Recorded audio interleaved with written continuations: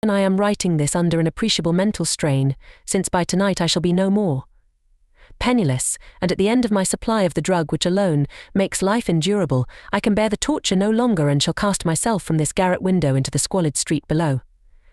Do not think from my slavery to morphine that I am a weakling or a degenerate. When you have read these hastily scrawled pages you may guess, though never fully realize, why it is that I must have forgetfulness or death. It was in one of the most open and least frequented parts of the broad Pacific that the packet of which I was supercargo fell a victim to the German sea raider. The Great War was then at its very beginning, and the ocean forces of the Hun had not completely sunk to their later degradation, so that our vessel was made a legitimate prize, whilst we of her crew were treated with all the fairness and consideration due us as naval prisoners. So liberal, indeed, was the discipline of our captors, that 5 days after we were taken I managed to escape alone in a small boat with water and provisions for a good length of time. When I finally found myself adrift and free, I had but little idea of my surroundings. Never a competent navigator, I could only guess vaguely by the sun and stars that I was somewhat south of the equator. Of the longitude I knew nothing, and no island or coastline was in sight. The weather kept fair, and for uncounted days I drifted aimlessly beneath the scorching sun, waiting either for some passing ship or to be cast on the shores of some habitable land. But neither ship nor land appeared, and I began to despair in my solitude upon the heaving vastness of unbroken blue. The change happened whilst I slept. Its details I shall never know, for my slumber, though troubled and dream-infested, was continuous. When at last I awakened, it was to discover myself half sucked into a slimy expanse of hellish black mire which extended about me in monotonous undulations as far as I could see, and in which my boat lay grounded some distance away.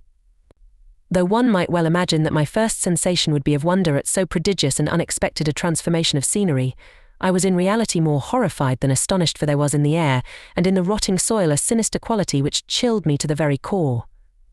The region was putrid with the carcasses of decaying fish, and of other less describable things which I saw protruding from the nasty mud of the unending plain.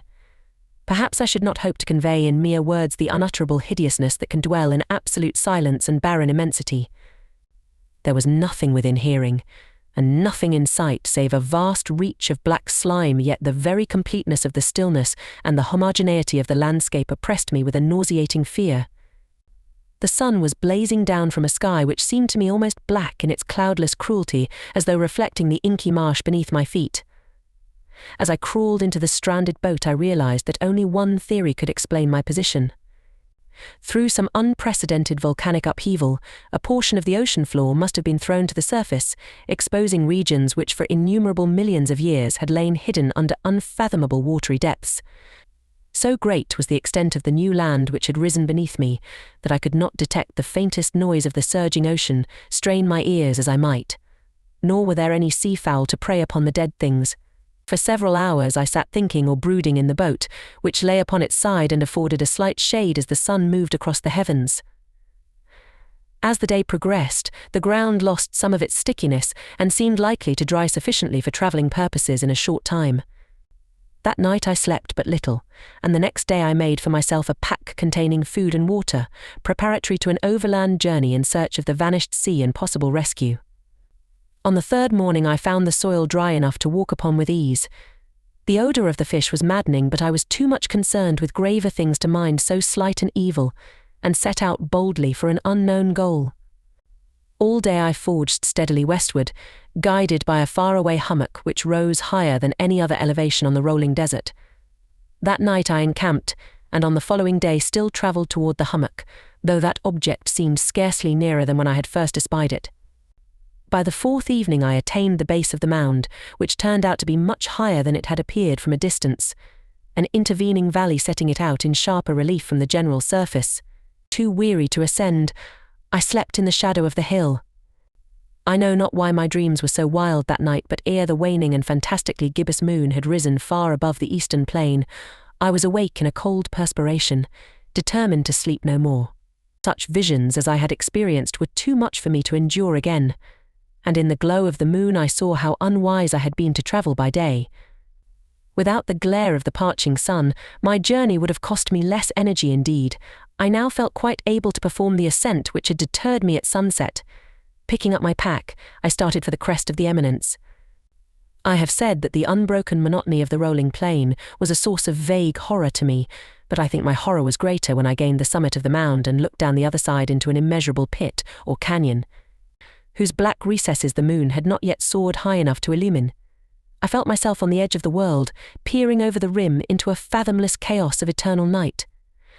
Through my terror ran curious reminiscences of Paradise Lost and Satan's hideous climb through the unfashioned realms of darkness. As the moon climbed higher in the sky, I began to see that the slopes of the valley were not quite so perpendicular as I had imagined. Ledges and outcroppings of rock afforded fairly easy footholds for a descent, whilst after a drop of a few hundred feet, the declivity became very gradual. Urged on by an impulse which I cannot definitely analyse, I scrambled with difficulty down the rocks and stood on the gentler slope beneath, gazing into the Stygian deeps where no light had yet penetrated. All at once my attention was captured by a vast and singular object on the opposite slope, which rose steeply about 100 yards ahead of me, an object that gleamed whitely in the newly bestowed rays of the ascending moon. That it was merely a gigantic piece of stone, I soon assured myself, but I was conscious of a distinct impression that its contour and position were not altogether the work of nature. A closer scrutiny filled me with sensations I cannot express, for despite its enormous magnitude and its position in an abyss which had yawned at the bottom of the sea since the world was young, I perceived beyond a doubt that the strange object was a well-shaped monolith whose massive bulk had known the workmanship and perhaps the worship of living and thinking creatures. Dazed and frightened, yet not without a certain thrill of the scientist's or archaeologist's delight, I examined my surroundings more closely. The moon, now near the zenith, shone weirdly and vividly above the towering steeps that hemmed in the chasm and revealed the fact that a far-flung body of water flowed at the bottom, winding out of sight in both directions and almost lapping my feet as I stood on the slope.